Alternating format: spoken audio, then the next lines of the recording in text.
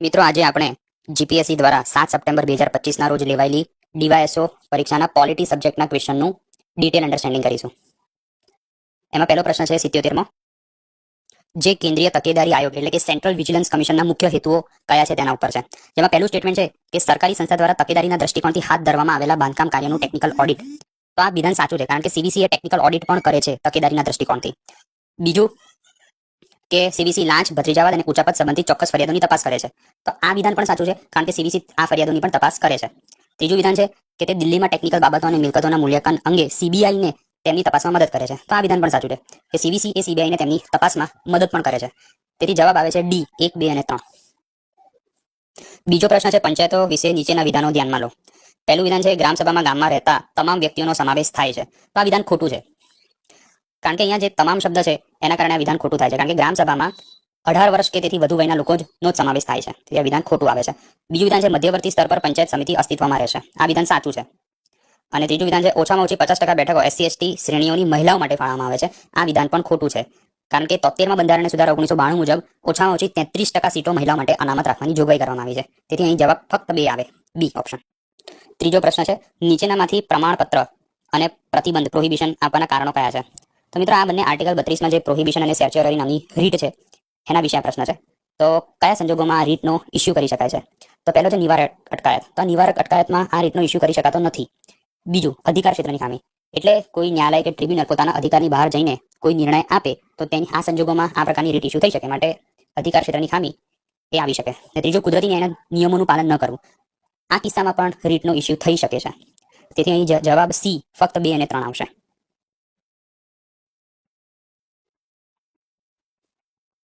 હવે ચોથો પ્રશ્ન છે નીચેનામાંથી ઝોનલ કાઉન્સિલના ઉદ્દેશ્યો કયા નથી. તો મિત્રો આ પ્રશ્ન રદ થઈ શકે છે, કારણ કે અહીં આપેલા 4 જે વિધાનો છે એ ઝોનલ કાઉન્સિલના ઉદ્દેશ્ય છે કે રાષ્ટ્રીય એકીકરણને આગળ ધપાવવું, તો એ ઉદ્દેશ્ય છે. કેન્દ્ર અને રાજ્યોને સહકાર અને વિચારો અને અનુભવોનું આદાન પ્રદાન કરવા સક્ષમ બનાવવા, એ પણ ઉદ્દેશ્ય છે. કાઉન્સિલની ભલામણોને આધારે લેવામાં આવેલા નિર્ણયોના અમલીકરણ પર દેખરેખ રાખવી, આ પણ એક ઉદ્દેશ્ય છે. અને સહકારનું વાતાવરણ સ્થાપિત કરવું, એ પણ એક ઉદ્દેશ્ય છે. તો આ પ્રશ્ન કદાચ રદ થઈ શકે, કારણ કે જો ઉદ્દેશ્ય હોત ડી જવાબ આવે, પણ અહીંયા ઉદ્દેશ્ય નથી એવું પૂછવામાં આવ્યું છે. તેથી કદાચ આ પ્રશ્ન રદ થઈ શકે. હવે 5મો પ્રશ્ન છે ભારત સત્તાના વિભાજનના સિદ્ધાંતનું પાલન કરે છે, પરંતુ તેમાં નિયંત્રણ અને સંતુલન પ્રણાલીઓ પણ છે. ખાસ કરીને ભારત જેવા લોકશાહીમાં આ વ્યવસ્થા શા માટે જરૂરી છે. તો આમાં જવાબ આવે છે સી, કારણ કે તે સત્તાના કેન્દ્રીયકરણને અટકાવે છે અને કોઈ પણ એક શાખા દ્વારા સત્તાના સંભવિત દુરુપયોગ સામે નાગરિકના અધિકારોનું રક્ષણ કરે છે. તેથી અહીંયા જવાબ આવશે સી. હવે 6થો પ્રશ્ન છે કે એક જાહેર હિતની અરજી તમામ ચૂંટણીમાં મતદાન ફરજિયાત બનાવવાની માંગ કરે છે, કારણ કે મતદાનની ટકાવારી ઓછી છે. આ માટે સૌથી મજબૂત બંધારણીય વિરોધી દલીલ શું હોઈ શકે. તો આ પ્રશ્નમાં જવાબ આવે છે એ, તે અનુચ્છેદ હેઠળ વિવેક બુદ્ધિની સ્વતંત્રતાનું ઉલ્લંઘન કરે છે, કારણ કે ફરજિયાત મતદાન બનાવવાથી લોકોના મૂળભૂત અધિકારો આર્ટિકલ 19 અને આર્ટિકલ 21 અંતર્ગત વિવેક બુદ્ધિની સ્વતંત્રતાનું ઉલ્લંઘન થાય છે. 7મો પ્રશ્ન છે મ્યુનિસિપલ કોર્પોરેશન જાહેર આરોગ્ય કટોકટીનો હવાલો આપીને પુનર્વસન વિના ઝૂંપડપટ્ટીઓ તોડી પાડે છે. કયું અધિકાર વિશ્લેષણ સૌથી સુસંગત છે.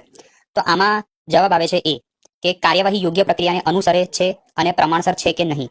આ વિશ્લેષણ આ 4 વિશ્લેષણોમાં સૌથી યોગ્ય નજરે આવે છે.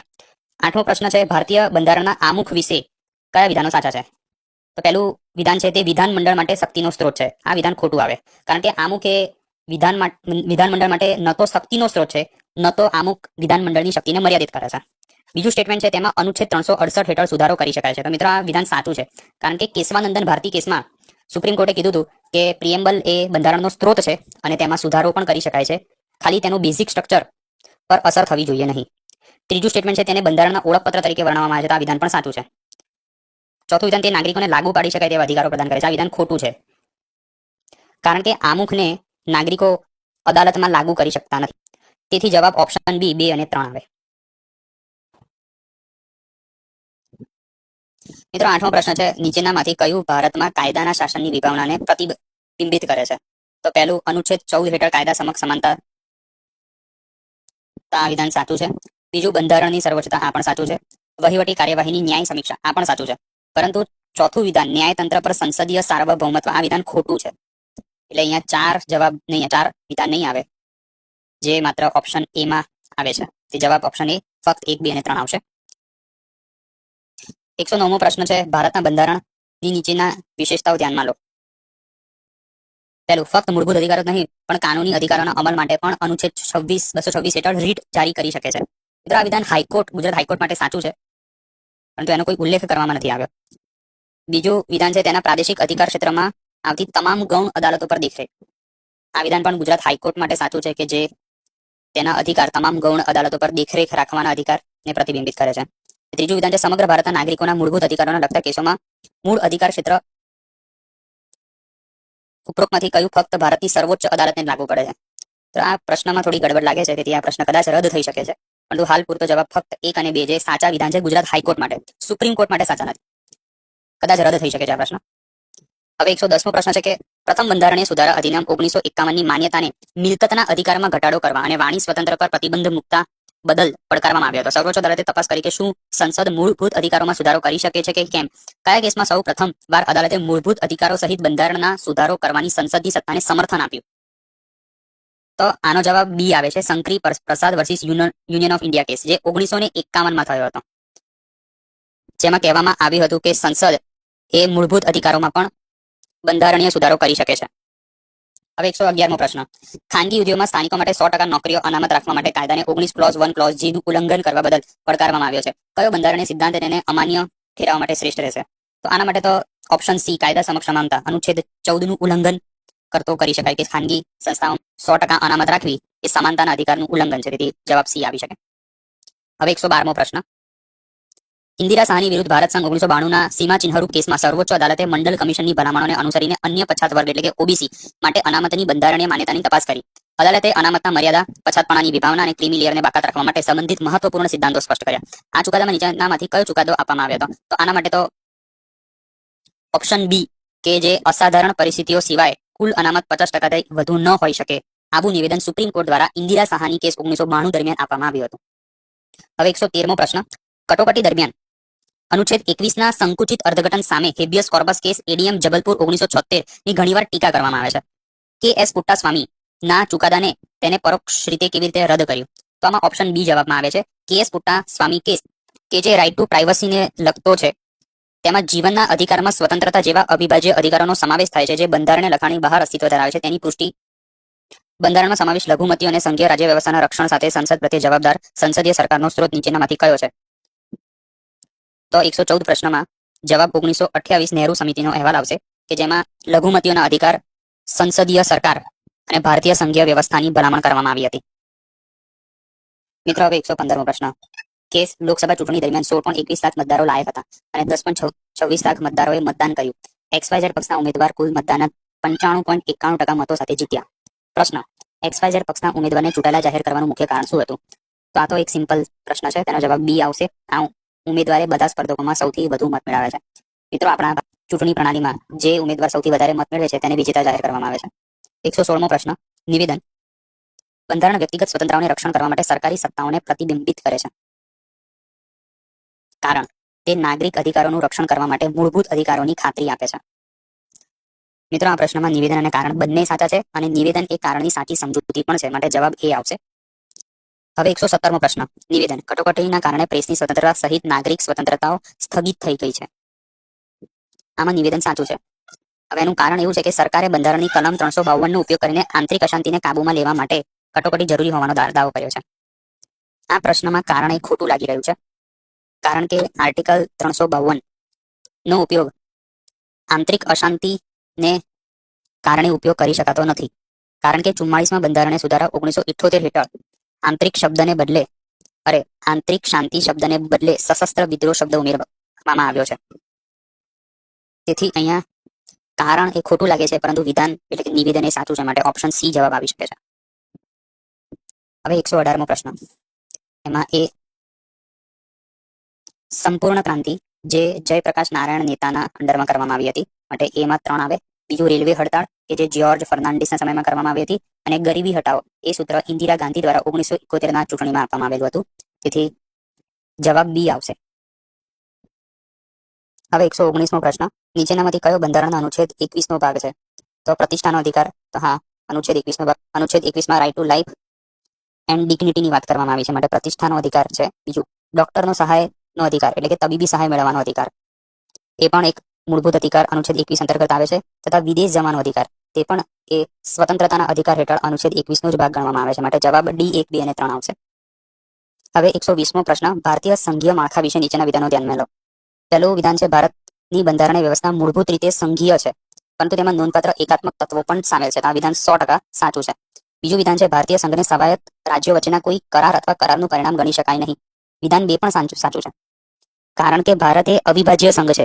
તે કોઈ રાજ્ય વચ્ચે કરારનું પરિણામ તો નથી જ. માટે અહીં જવાબ સી ઓપ્શન 1 અને 2 બંને આવશે. હવે 121મો પ્રશ્ન, કોમ્પ્ટ્રોલર and auditor general of India માટે નીચેનામાંથી શેનું ઓડિટ કરે છે? તો પહેલું ફાઇનાન્શિયલ એન્ડ કમ્પ્લાયન્સ ઓડિટ, હા તો આ વિધાન સાચું છે. બીજું governance policy and social audit, તો એ પણ ઓડિટ કરે છે. અને ત્રીજું performance audit and electronic data processing audit, તો આ પ્રકારનું પણ ઓડિટ સીએજી દ્વારા કરવામાં આવે છે. માટે જવાબ ડી 1, 2 અને 3 આવશે. હવે 122મો પ્રશ્ન, પંચાયત અનુસૂચિત વિસ્તારોનું વિસ્તરણ અધિનિયમ, કે જેને પૈસા અધિનિયમ તરીકે ઓળખવામાં આવે છે, તે 1996માં 9 રાજ્યોના આદિવાસી પ્રદેશોમાં પંચાયતની જોગવાઈઓ લાગુ કરવા માટે ઘડવામાં આવ્યો હતો. જેમાં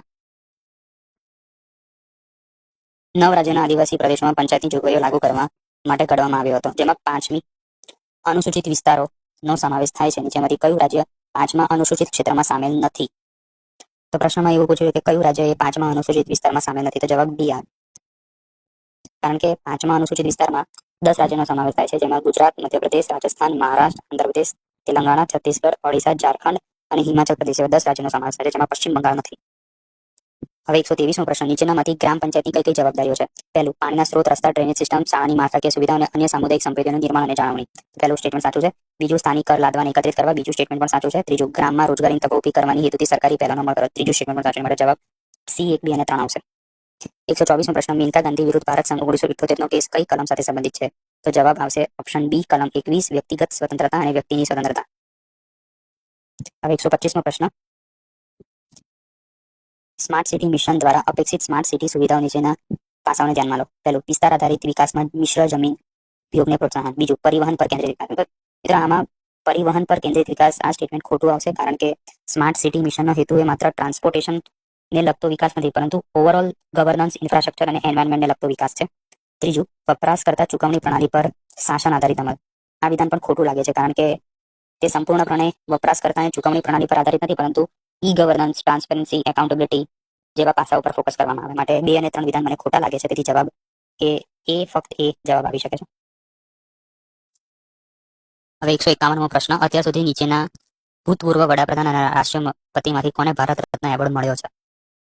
તો પ્રથમ ઓપ્શન છે જવાહરલાલ નહેરુ, ઇન્દિરા ગાંધી અને ચૌધરી ચરણસિંહ. તો જવાહરલાલ નહેરુને 1955માં અને ઇન્દિરા ગાંધીને 1971માં અને ચૌધરી ચરણસિંહને 2024માં ભારત રત્ન મળ્યો છે.